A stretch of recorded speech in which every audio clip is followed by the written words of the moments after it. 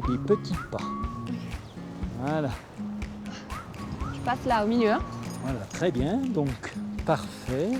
Tu vas descendre ici. Ouais.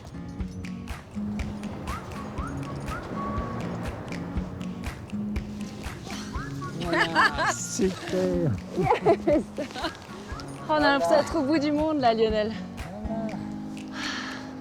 Bienvenue sur les Alpes Perchées vous emmène à la découverte des stations les plus emblématiques des Alpes. Au programme, du sport, du grand air et des rencontres. Alors accrochez-vous, vous allez en prendre plein les yeux.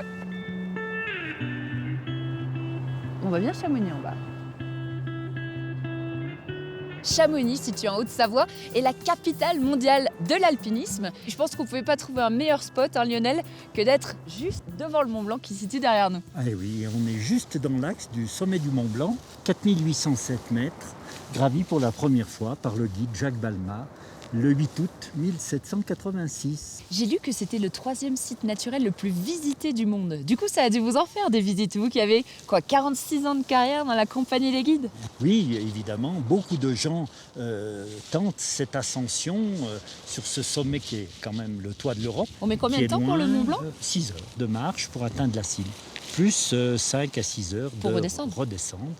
Et surtout, il faut être bien accompagné, bien avoir préparé son ascension et avoir un bon guide, n'est-ce pas Lionel? Ah oui, je ne te le fais pas dire. Maintenant, on va rentrer à l'aiguille du Midi. D'accord. Et le soleil qui sort. Top. Superbe, voilà. C'est bon? Ouais.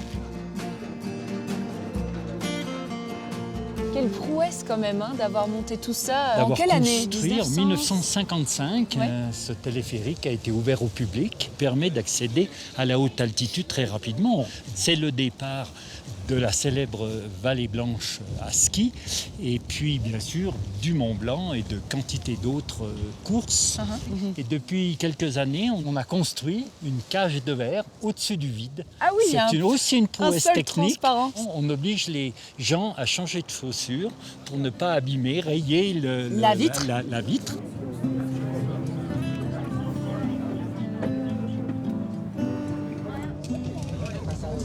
On redescend sur Chamonix alors. Voilà, c'est ça. J'ai l'impression que c'est très étendu. Hein. Oui, c'est une vallée qui fait une douzaine de kilomètres. D'accord, oui c'est grand. Et puis avec 16 hameaux. Bon, tu vas voir, samedi, le 15 août, c'est vraiment animé. Ah dans bon? la vallée. On fait la fête oui. à Chamonix. Ah oui, oui, oui, surtout avec les guides.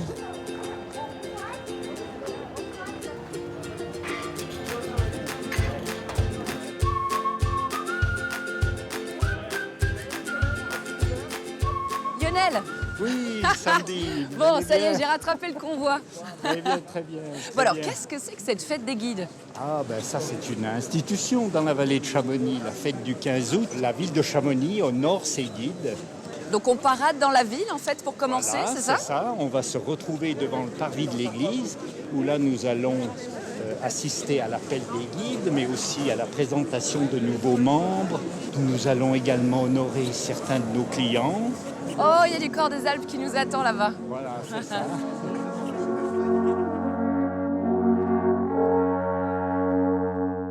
Et alors Voilà, 1821, c'est forcément du coup la plus vieille en fait des... C'est la première, la Des plus compagnies ancienne et la plus importante maintenant des corporations de guides de haute montagne. dans le monde.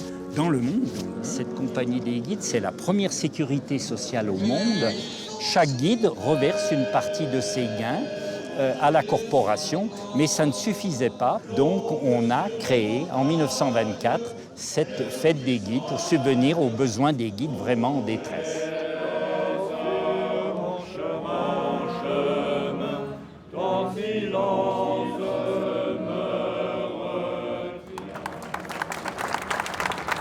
Bruno Scopel, accompagnateur en montagne, avec son parrain Marc Roman. Alors chaque année en fait, il y a de nouveaux guides qui rentrent dans la compagnie. Bien sûr, nous honorons les nouveaux professionnels de la compagnie. Cette année, nous en avons 3. Ça représente combien de membres, Lionel?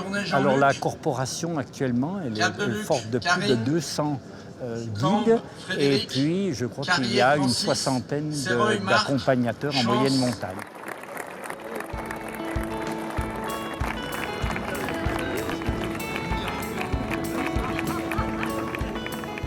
soir, nous allons avoir notre show.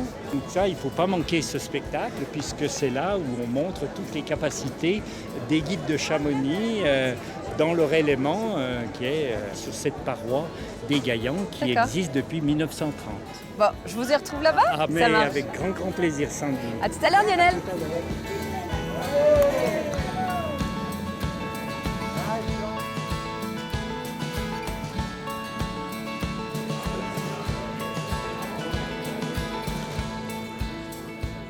Donc là, on va voir un vrai spectacle sur le flanc de la montagne.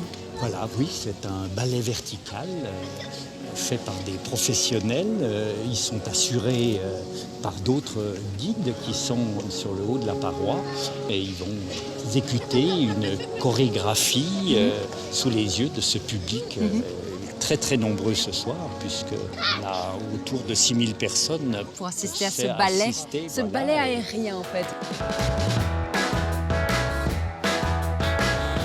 Allez, il est dessus, et là on va l'aider à tenir. Allez, Corentin, pour les guides de la vallée de Chamonix, s'il vous plaît.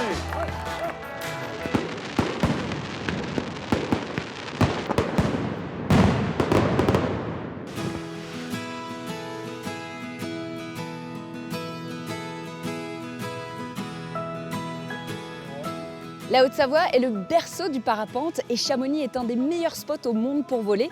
Ce matin, j'ai rendez-vous avec Sandy qui est une ancienne championne du monde et qui va me faire prendre de la hauteur.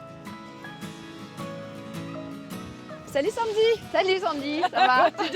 C'est rare! Bienvenue à Chamonix. Merci beaucoup. Deux Sandy qui vont partir en vol ce matin. Ouais, écoute, regarde, c'est parfait. On a un petit vent de face. Ouais. Le panorama, on ne peut pas rêver mieux. Les conditions sont bonnes? Super, Oh, super. Regarde, tu vois nos petits élèves qui décollent, là, c'est parfait. Alors pourquoi Chamonix fait partie des meilleurs spots du monde? Alors Chamonix, déjà, ce qu'il faut savoir, c'est que le parapente est né pas loin d'ici, à Mieuxy, à 50 km. Les personnes qui ont développé le parapente, c'est tout simplement, ils n'avaient pas de sous. Et comme ils ne pouvaient plus payer l'avion pour s'entraîner en parachutisme, on ne parlait pas encore de parapente à cette époque-là, ils se sont dit pourquoi on n'ouvrirait pas la voile derrière nous, on n'essaierait pas de décoller d'une montagne. Et puis après, il y a des alpinistes qui ont vu ça très rapidement. Après, ils se sont dit, mais c'est génial ce truc, on ne va plus s'embêter à redescendre à pied, on va prendre ce bout de chiffon et on va décoller des montagnes. Voilà. Bon, là, il me tarde de voler. Donc c'est très très simple, hein. On fait voler les enfants à partir de 6 ans et tu vois jusqu'à des papis de 90 ans. Hein. Donc tout le monde peut le faire, le parapente, mais il y a quand même une petite participation active au déco. Ouais. Donc je vais compter 1, 2, 3. À 3, tu pars en marchant vite dans l'axe de la pente. D'accord. Et tu vas chercher à accélérer. Allez, tu m'emmènes, tu regardes loin devant et maintenant tu cours. Allez, des grands pas, encore. Super décollage, magnifique. Très bien. Est-ce que tu es bien installée? Super. Est-ce que toi, t'es bien installée? Moi, je suis parfaite. Génial.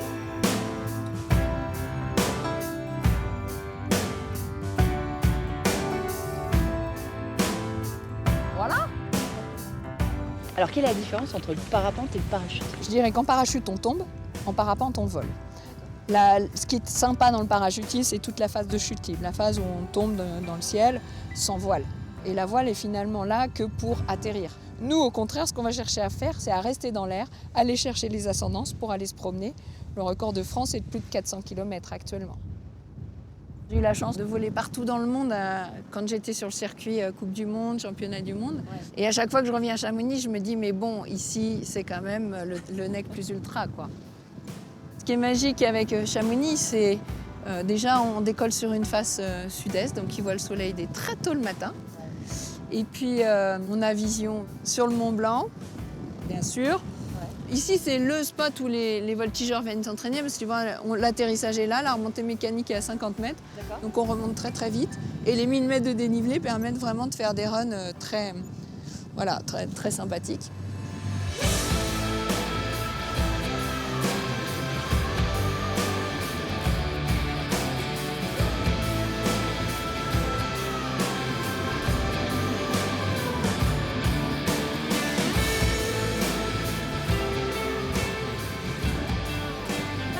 Alors là, on est au-dessus de l'atterrissage, on va commencer à travailler l'approche. D'accord. Est-ce que tu veux essayer de faire l'atterrissage? Moi, je te sens plutôt à l'aise. C'est moi qui vais atterrir.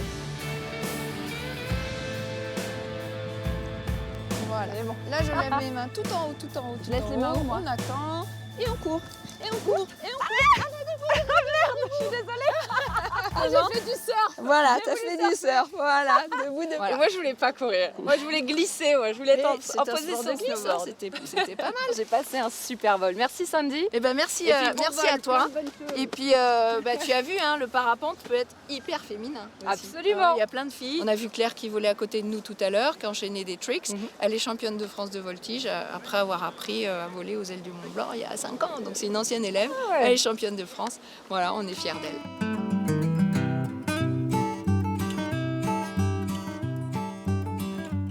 Bien que Chamonix soit très touristique, il subsiste encore une activité agro-pastorale. J'ai rendez-vous avec Julien qui a son alpage au pied des aiguilles de Chamonix et qui propose la dégustation de ses fromages de chèvre aux randonneurs. Et ça tombe bien, c'est l'heure du goûter.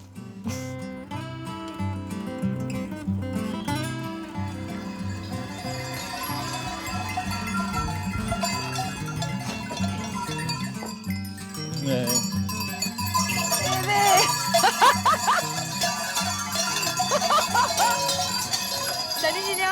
Salut, va, tu vas bien et toi? Bah écoute, C'est j'arrive bien. au bon moment. Allez, c'est l'heure du boulot. C'est géant. Salut les filles. Oh, elles sont trop mignonnes. Bonjour. Bon alors, Ton ustensile indispensable. super, tu vas montrer C'est comment le faire seau. ça. On va en prendre Alors. une facile. Tu pinces comme ça au-dessus pour empêcher le lait de remonter dans la mamelle. D'accord. Et ça, c'est ce qu'on appelle le pli. Ok, Donc tu prends comme ça au-dessus et avec tes autres mains, tu serres, toi. on y va. Et n'aie pas peur, tu vas pas lui faire mal. Ouais. Là, tu me débrouilles super. Voilà, tu vois, regarde.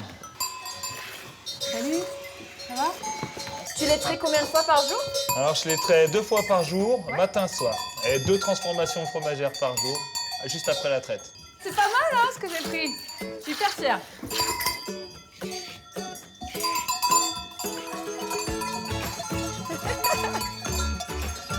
Tu sais quoi, j'ai toujours voulu être bergère. Eh ben, tu vois, regarde, Mon rêve est tu exaucé. l'as fait pendant quelques heures.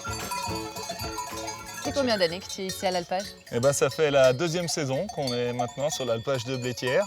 On espère bien y rester encore un moment. Ouais. Il est vieux de combien en fait cet alpage? C'est un alpage qui a été créé dans les années 1500 à peu près environ. Qui faisait à l'époque, si tu veux, c'était pour augmenter leur surface agricole, parce qu'ils vivaient exclusivement de l'agriculture, quoi. Et tu les C'est montes à tout quelle bénéfice. période du coup à l'alpage? Juste après la fonte des neiges, quand l'herbe elle est vraiment rase, on monte à peu près mi-juin. Puis l'avantage des alpages, c'est que si tu veux, ça amène de la très bonne herbe pour les bêtes. Elles ont un meilleur lait ou elles en font plus? Elles ont un meilleur lait car l'herbe elle est vachement plus riche, il y a beaucoup plus de protéines et en plus elles en produisent plus. Qui dit bon lait dit forcément bon fromage, non? Tout à fait, on va aller goûter ça et tu vas m'aider à préparer la petite recette dont on a le secret.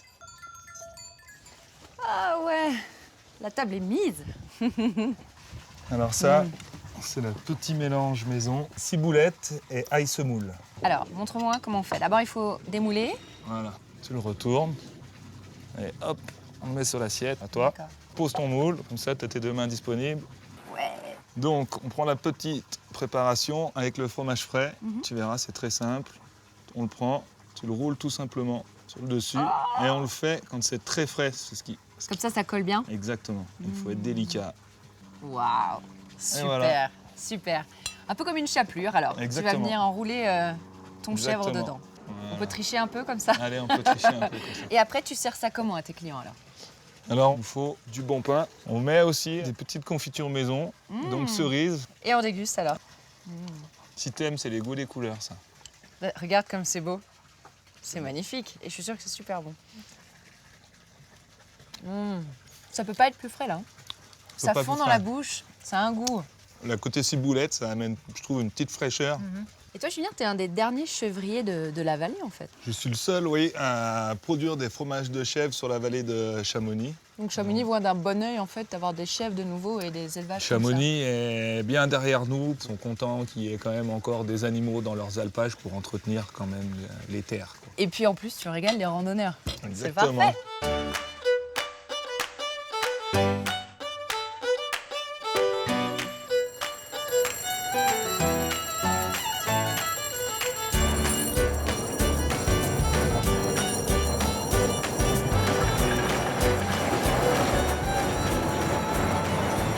Le petit train du Montanvert a été créé en 1908 et chaque année, 800 000 visiteurs montent pour aller voir la mer de glace et la grotte de glace. Et il est pittoresque à souhait ce petit chemin de fer. J'adore.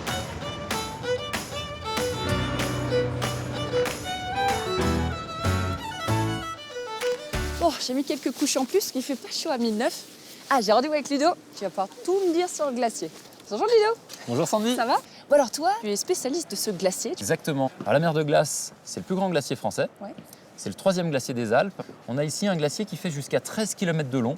Là, en fait, on voit que les 4-5 derniers kilomètres. On a encore à peu près 4 milliards de mètres cubes de glace. Et au niveau des épaisseurs, ça varie en fonction des secteurs. Ici, il y a encore à peu près 80 mètres de glace. Ah ouais. Et plus de 300 mètres dans le virage tout au fond. Et le tourisme est né en quelle année alors ici au Montanvert? Il a commencé en 1741. C'est 2 touristes anglais qui ont laissé d'ailleurs leur nom dans l'histoire. Il s'agit de Richard Wyndham et William Pocock. Ils sont arrivés ici au Montanvert et là, ils ont vu un énorme glacier.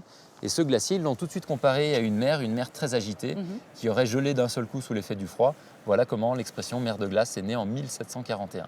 Et du coup, cette grotte de glace, elle se trouve en dessous là? La grotte de glace, elle est juste là. On va aller visiter les entrailles du plus grand glacier français.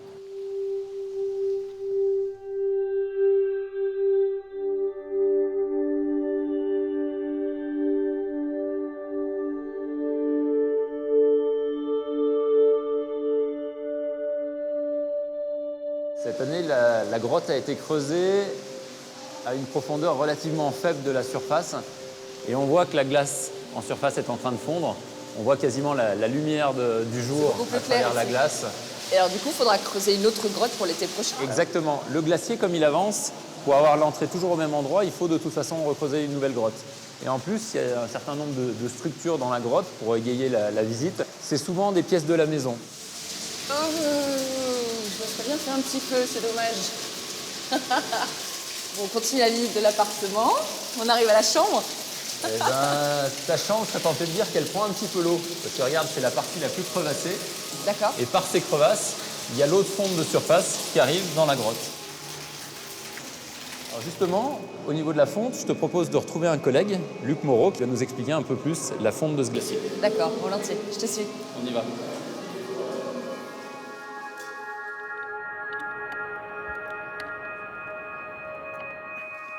Salut, comment vas-tu? Je te présente Luc, mon collègue glaciologue. Moi, je t'abandonne. Merci beaucoup. À bientôt. Salut, à bientôt Ludo. Alors, 1820, ça veut dire que le glacier était à ce niveau-là? Ça a Voilà, bien fondu. Exactement, oui. En 1820, on avait 2 mètres à faire et on prenait pied sur la glace. Le glacier a perdu depuis 1820, en effet, 200 mètres d'épaisseur. 200 mètres en 200 ans. Bon, c'est un bon moyen même aux techniques pour s'en rappeler. D'ailleurs, si tu veux, je vais poser la plaque 2015. Allez, je te suis. On y va.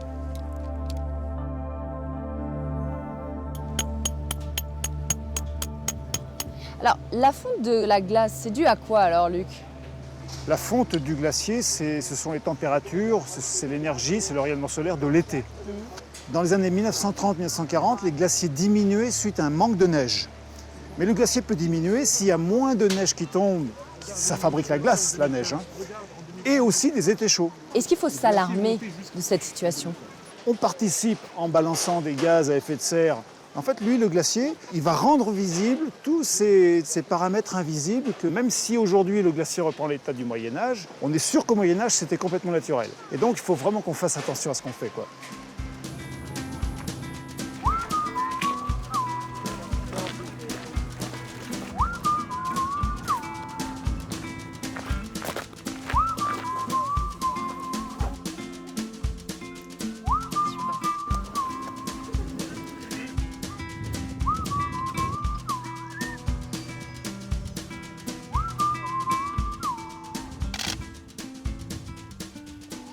Je vais faire de belles photos avec cet objectif. Hein. Ben, j'essaye. Hein. Enfin, quoique là, il n'y a pas vraiment besoin parce qu'ils sont si près, les animaux. C'est incroyable. Alors en fait, ils sont tous nés ici, donc ils n'ont pas connu la liberté d'une forêt. Donc ils sont là, ils ont l'habitude que les gens les respectent. Et il reste une distance de 7 ou 8 mètres. On peut les observer sans problème. On a quoi comme animaux là alors devant nous? On a des cerfs. Alors là, nous avons les cercica, qui sont une espèce asiatique qu'on trouve beaucoup au Japon. Puis juste derrière eux, dans la pente, on a les grands terriers de marmotte. D'accord. On en voit une d'ailleurs qui sort là-haut. Qui traverse. Voilà. Et alors vous faites des photos toute l'année ici? Alors moi, je suis le photographe du parc, oui, donc j'organise des stages. Je pourrais être votre stagiaire aujourd'hui? Eh ben allez, c'est parti. C'est vrai? Ouais, moi ça me dit bien. Ah bah super. J'ai un appareil, c'est Je vous parti. suis.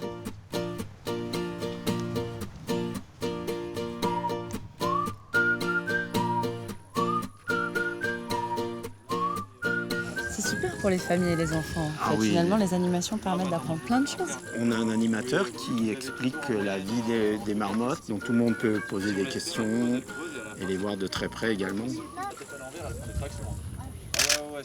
C'est comment? Alors, montre-moi. Ah, oui, c'est bien. Alors, si on veut progresser un petit peu en photo, il va falloir essayer de ne plus mettre son sujet au centre de l'image. ok. Ça Hein. marche. Donc, on va créer une image. Une Pour sorte qu'elle- d'histoire autour de Voilà, l'animal aussi. voilà. quoi. On se pose D'accord. des questions. Il faut qu'une image raconte une histoire tout le temps. J'ai du boulot, quoi. Oui. J'arrive pas à me détacher du panorama. J'ai la tête toujours vissée vers le haut. Ben, c'est l'intérêt d'être ici, hein, parce que Merlet, c'est un balcon. On l'a appelé le balcon du Mont Blanc parce qu'on est à 1500 mètres d'altitude, c'est un ancien alpage et on domine vraiment la vallée de Chamonix. Et en même temps, on a le Mont Blanc et toutes les aiguilles de Chamonix qui nous regardent toute la journée et nous on les regarde aussi. Et donc le créateur du parc en 1968 a racheté donc l'ensemble de l'alpage pour créer le parc. Et donc ils ont amené les animaux au fur et à mesure. Ils ont testé les espèces qui pouvaient le mieux s'adapter à notre climat montagnard. Bon, on continue notre chasse Allez, on y va. Il y a toute une petite famille Bah, là là, qu'on va pouvoir là, photographier. on a de la chance. Hein. On est vraiment prêts. Là.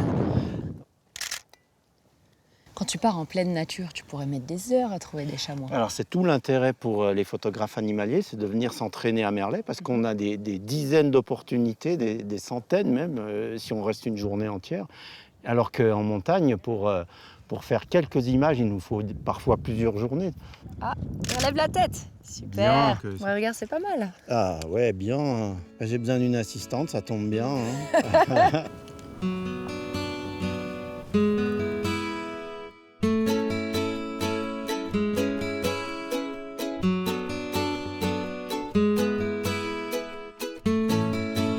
J'ai entendu parler d'un endroit apparemment insolite pour passer la nuit. C'est au pied de la mer de glace et je vais être accueillie par Cathy qui est une vraie chamonniarde et qui s'est créé un petit coin de paradis. J'ai hâte de voir ça. Oh, c'est trop mignon. On dirait le petit chalet de Heidi. Salut. Bonjour Sandy. Bonjour Cathy. Ça va? Bienvenue au motet. Merci On est à beaucoup. 1638 mètres. Ça fait combien de temps que tu es installée ici? Et ben moi ça fait depuis 2013 que je suis là. Et puis mes petites bulles ça fait depuis 2016, donc l'été dernier. Et alors comment tu as eu cette idée un peu folle et un peu insolite d'installer des Et bulles ben à moi 1600? j'avais surtout envie que les gens puissent découvrir un petit peu ce site magique en dormant dans des bulles transparentes, en regardant les étoiles ou peut-être les orages. Ou peut-être les orages, c'est Voilà. ça, ouais. Ouais, ça commence à gronder un petit Ouais, peu. voilà. Bon, écoute, je suis hyper excitée, tu me montres les bulles? Avec grand plaisir. Et voilà. Ah T'as les drues, les grandes jorasses, la République. Bon, allez, je vais aller la visiter, cette chambre. Allez, va faire le tour du propriétaire. Eh, dis donc, t'as mis des matelas confortables. Bah oui, c'est rustique, mais il faut quand même qu'il y ait un minimum de confort. Hein. Écoute, c'est bien parti, hein. Il y en a combien comme ça en France? Alors, il y en a sur une dizaine de sites. Et il faut 4 bons arbres et puis des mains d'œuvre aussi. On va aller vite à l'abri, on va aller cuisiner. Alors, qu'est-ce qu'on va préparer? Alors, je te propose de préparer des bougnettes, qu'on appelle aussi des tchanchournes. Ça, c'est en patois. Voilà, Alors, qu'est-ce donc- que c'est? Alors, c'est des beignets de pommes de terre râpées. Une vieille recette de la vallée, enfin de Savoie hein, surtout. Et puis tout est fait maison en plus. Je vois Ouais. des trucs qui traînent, des lasagnes, des... Oh là là, Voilà. c'est des gâteaux maison. Ouais, j'ai toute une variété de choses que je propose à la carte. Et voilà, moi j'aime bien cette notion de partage aussi. Tout le monde mange Et ensemble. tout le monde mange ensemble, fait connaissance. Enfin, c'est super passionnant en fait. Il faut de l'huile de coude en fait ici. Et il faut toujours de l'huile de coude parce que tu vois, j'ai pas d'électricité. Donc les bougnettes, on les râpe à la main. Bon, de toute façon, il faut les râper à la main. On met des œufs. Oh, tu peux mettre les Je mets lardons. l'ardon en même temps? Ouais, ouais. Voilà. Je peux y aller? Eh, vas-y, fais-toi plaisir. Oh là là. Mais c'est hyper simple comme recette. Tu vois, Ça donne faim. hein, quand même. Hein. Mmh. Bon, tu m'en diras des nouvelles tout à l'heure. Tu verras que tu vas pas en manger qu'une. Hein. Dis-moi ce que t'en penses. C'est délicieux. Et le goût de la montagne, qui te l'a donné? Eh ben, je dirais que c'est mon idole, mon arrière-arrière-grand-père, qui était un des 8 premiers guides de la vallée de Chamonix. En fait, il a ouvert une aiguille qui s'appelle l'aiguille de la République grâce à une arbalète, parce que la dernière partie était infranchissable en libre. Il a tiré l'arbalète de l'autre côté de l'aiguille, accroché son client et il a réussi à se hisser au sommet de la République grâce à ça. Petite fille de la montagne, une vraie. Voilà, ouais. Et donc du coup, ça m'a un peu donné le goût. Et moi, quand on me demande qu'est-ce que tu fais comme boulot, je dis que je vends du bonheur. Et voilà, ainsi s'achève mon immersion dans la vallée de Chamonix, en espérant vous avoir donné des envies de découverte en haute montagne. Restez au top et je vous retrouve bientôt pour de nouvelles aventures dans les Alpes.